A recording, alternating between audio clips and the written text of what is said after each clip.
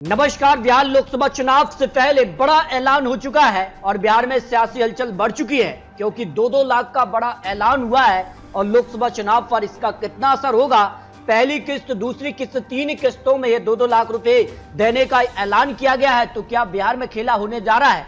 बिहार की 40 लोकसभा सीटों पर कितना असर पड़ने जा रहा है? तो लोकसभा चुनाव को लेकर महत्वपूर्ण विश्लेषण सामने आ चुका है और नीतीश कुमार के बड़े ऐलान से क्या बीजेपी में टेंशन बढ़ गई है और बिहार में जो सियासी हलचल है 2-2 लाख के ऐलान के साथ ही यहाँ पर जो है काफी हलचल दिखाई दे रही है क्योंकि परिवार की आमदनी 6,000 रुपए महीना बढ़ जाएगी। जिन लोगों को यहाँ पर जातीय जनगणना के आधार पर चिन्हित किया गया है, जो गरीबी के तौर पर देखे जा रहे हैं, तो ऐसे लोगों को 2-2 लाख रुपए देने का ऐलान नीतीश सरकार ने किया है और 2 लाख की राशि 3 किस्तों में दी जाएगी और ऑनलाइन आवेदन इसके लिए किए जाएंगे। 5 साल के लिए योजना होगी। इसके लिए अगर बात की जाए तो पहली किस्त में 50,000 यानी 25% जो है पैसा दिया जाएगा जो चिन्हित किए जाएंगे। दूसरी किस्त के लिए 1 लाख रुपए दिए जाएंगे यानी 50% जो है पैसा दिया जाएगा दूसरी किस्त में।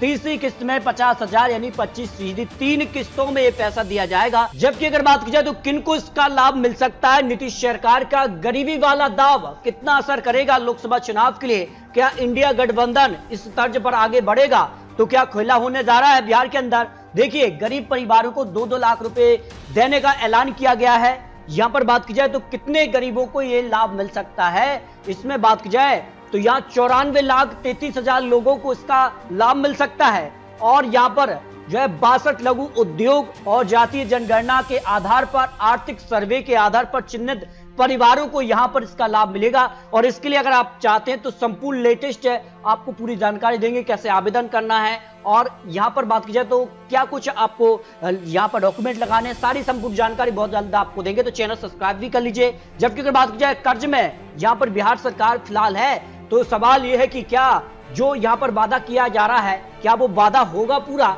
ये भी एक बड़ा सवाल बना हुआ है। जबकि मोदी सरकार पर भी कितना कर्ज है, इसको लेकर आंकड़े सामने आ रहे हैं। इसमें बात की जाए तो 2014-15 में यहाँ पर बात की जाए तो 64 लाख का कर्ज था, जो 2023-24 के लिए यहाँ पर 173 लाख करोड़ का कर्ज हो चुका है, जो कि बात की जाए और राज्यों का अलग कर्ज है। इसके अगर बात की जाए तो यहाँ पर जो है कांग्रेस सरकार जब थी तब का कर्ज 2004-5 के लिए 21.52% लगभग यानी 21 लाख करोड़ का कर्ज था। 2013-14 में जब कांग्रेस ने यहाँ पर जो है सरकार छोड़ी तब 58,60,000 करोड़ का कर्ज था, जो लेटेस्ट आंकड़े निकलकर सामने आ रहे हैं। इसमें कुछ आंकड़े थोड़े बहुत बदल भी सकते हैं, लेकिन इस तरह के जो आंकड़े सामने आ रहे हैं। तो इंडिया गठबंधन क्या इस बार खेला करेगी बिहार की तर्ज पर? क्या अन्य राज्यों पर भी बड़े बड़े ऐलान होने जा रहे हैं? यह भी महत्वपूर्ण सवाल बना हुआ है। फिलहाल अगर बात की जाए जातिगत सर्वे के आधार पर बिहार सरकार ने बड़ा फैसला लिया है और इसमें अगर बात की जाए तो काफी हलचल है। लेकिन ओपिनियन पोल के आधार पर बिहार को लेकर क्या कुछ आंकड़ा बन रहा है, क्योंकि 2019 में मोदी सरकार ने यहाँ 40 में से 39 सीटों पर जीत हासिल की थी। तब यहाँ पर बात की जाए तो नीतीश कुमार भारतीय जनता पार्टी के साथ थे, लेकिन नीतीश कुमार अब महागठबंधन के साथ हैं और बड़ा ऐलान उन्होंने किया है क्योंकि मुख्यमंत्री हैं। और ऐसे में कितना फायदा उनको मिलेगा, क्या कुछ आंकड़ा होगा? तो सवाल वही है, क्या बिहार में खेला होने जा रहा है? लेटेस्ट आंकड़ों के हिसाब से बिहार की 40 लोकसभा सीटों का जो ओपिनियन पोल है उस हिसाब पर किसका पलड़ा यहाँ पर भारी नजर आ रहा है। उससे पहले आपको बता दें कि बिहार को लेकर कुछ महत्वपूर्ण आंकड़े भी सामने आ रहे हैं और जो जातीय जनगणना की बात की गई, जिसमें अगर बात की जाए तो अति पिछड़ा यहाँ 36.01%, जबकि पिछड़ा वर्ग से 27.12% है, अनुसूचित जाति से 19.65% है, अनुसूचित जाति से यहाँ पर 1.68% है, सामान्य से यहाँ पर 15.52% आते हैं, जो बिहार सरकार के लेटेस्ट आंकड़े निकलकर सामने आए हैं। तो इस हिसाब से अगर बात की जाए तो 2019 में किसके साथ ओबीसी वर्ग थे? गरीब 12% यहाँ पर जो है कांग्रेस के साथ, 40% भारतीय जनता पार्टी के साथ जुड़े थी और लोअर क्लास यहाँ 16% कांग्रेस के साथ, 42% भारतीय जनता पार्टी से, मिडिल क्लास यहाँ 18% कांग्रेस के साथ। तो यहाँ पर 42% भारतीय जनता पार्टी, मीडिया 17% कांग्रेस और यहाँ पर 46% भारतीय जनता पार्टी, कुल मिलाकर 15% कांग्रेस के साथ, तो 44% भारतीय जनता पार्टी के साथ जुड़े थे, जो यहाँ आंकड़े रहे थे 2019 लोकसभा चुनाव के दौरान। तो यही वही कारण है कि यहाँ पर नीतीश कुमार ने 2-2 लाख का बड़ा ऐलान किया है। अब बिहार को लेकर यहाँ पर बात की जाए तो कहाँ कितना आरक्षण मिलता है, उस आधार पर भी काफी महत्वपूर्ण माने जा रहे हैं।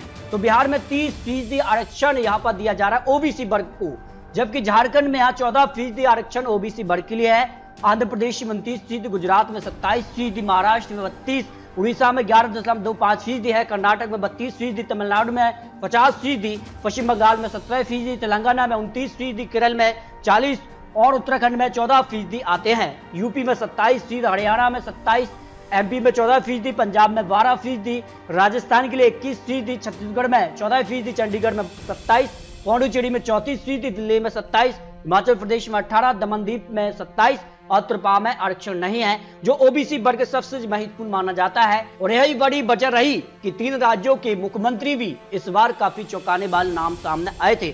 तो बिहार में नया गठबंधन जो बना है, भारतीय जनता पार्टी ने बनाया है, हम पार्टी के साथ वीआईपी पार्टी और यहाँ पर एलजेपी से चिराग पासवान और आरएलडी। तो क्या बिहार में ये गठबंधन जो है मजबूत नजर आ रहा है? बल्कि इंडिया गठबंधन में यहाँ पर बात की जाए तो जिसकार की खबर सामने आ रही, लेकिन बिहार में यहाँ पर एनडीए की सीट शेयरिंग को लेकर भी मामला फंसा हुआ है।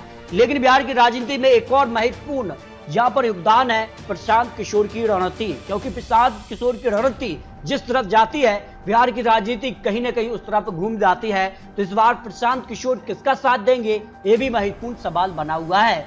जबकि अरविंद केजरीवाल भी अब इंडिया गठबंधन में आ चुके हैं और उस हिसाब से काफी हलचल दिखाई दे रही है। बिहार की विधानसभा की वर्तमान स्थिति की बात की जाए तो महागठबंधन के पास 164 विधायक है, जबकि विपक्ष यानी भारतीय जनता पार्टी के साथ यहाँ पर 77 ही विधायक है।